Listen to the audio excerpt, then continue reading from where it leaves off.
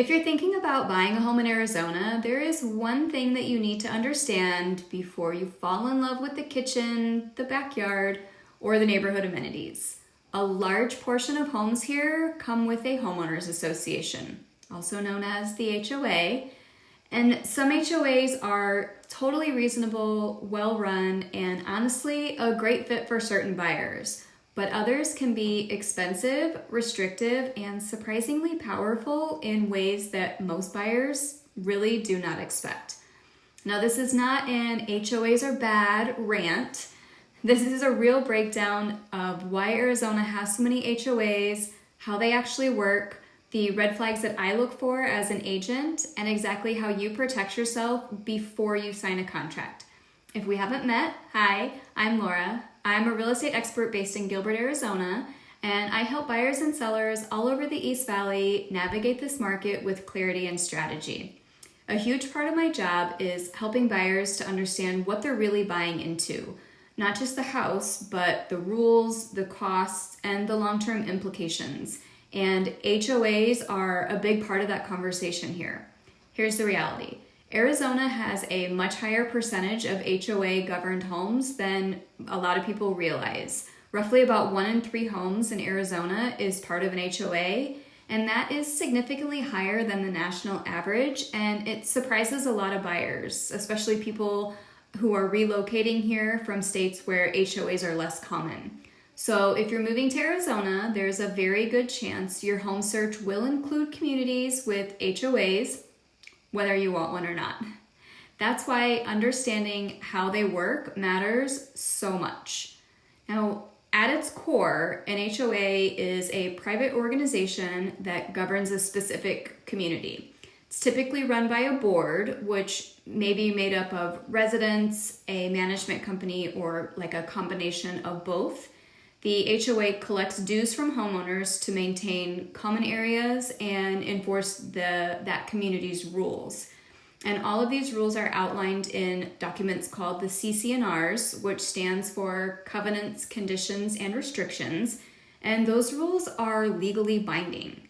They don't apply to you as a person, they apply to the house itself, which means when you buy the home, you agree to follow those CC&Rs or those rules.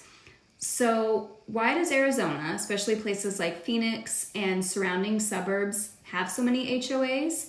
It comes down to growth and development.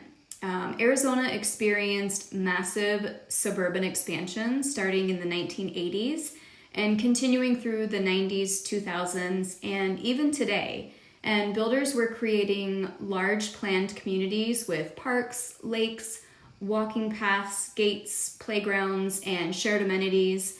And instead of the cities taking on the cost and responsibility of maintaining all that infrastructure, much of it was shifted to the HOAs. From a builder perspective, HOAs help maintain curb appeal, control the look of the neighborhood, and reduce long-term city maintenance obligations.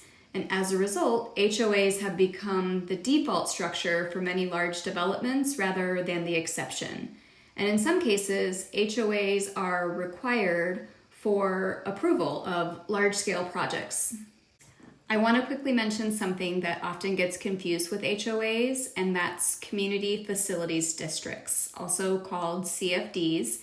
In some communities, especially newer ones, infrastructure like roads, utilities, or public improvements are financed through a CFD.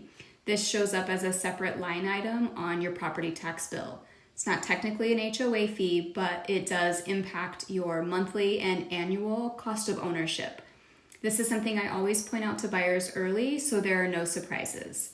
Now, I want to be fair. Not all HOAs are bad. Some buyers actively want them. HOAs can provide neighborhood consistency, meaning you are less likely to deal with extreme yard neglect or house neglect or wildly mismatched properties. They often include amenities like pools, playgrounds, walking trails, green belts, and sometimes gated access. And for many families, these features are a huge plus.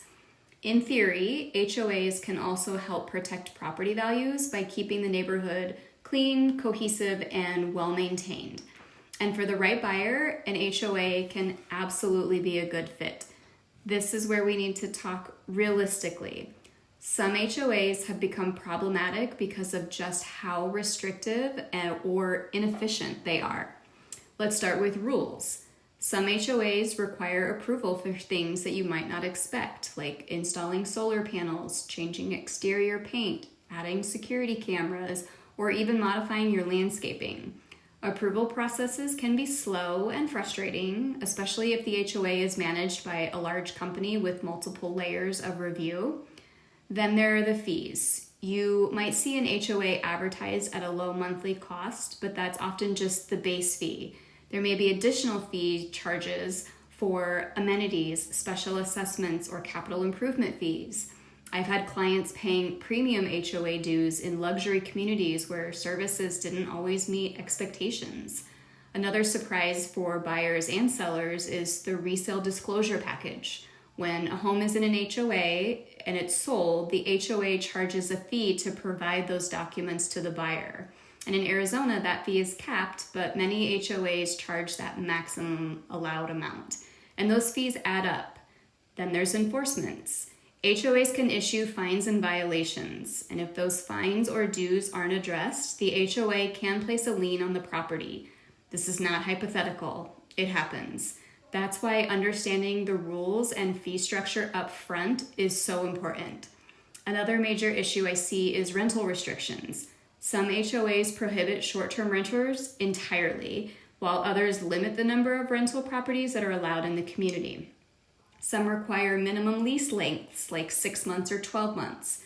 This can impact buyers who are planning to rent out the home in the future, even if that's not their immediate plan. I've seen deals fall apart late in escrow because buyers discovered the rental restrictions too late.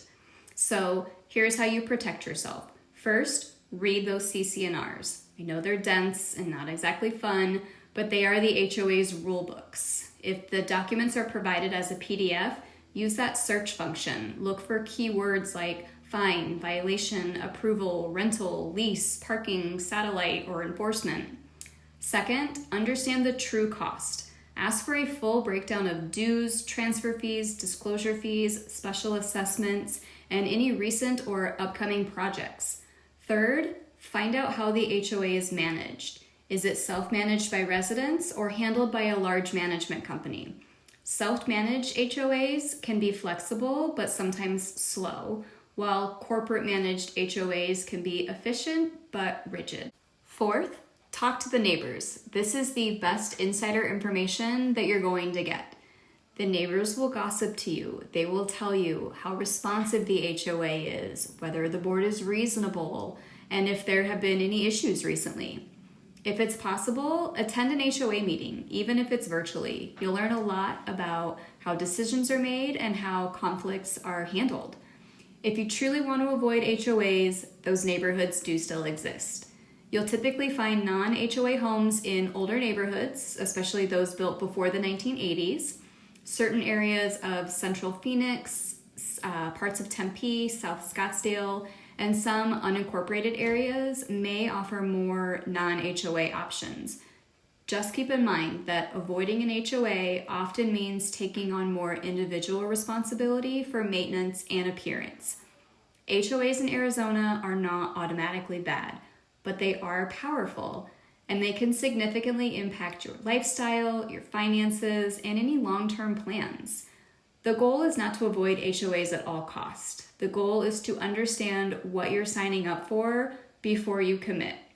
If you're buying in Gilbert, Queen Creek, Chandler, Mesa, Santan Valley, or Scottsdale, and you want help reviewing an HOA before you write an offer, I do that with my clients. You can reach out to me at any time.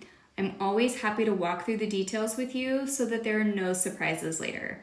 Thanks so much for watching, and I'll talk with you next time.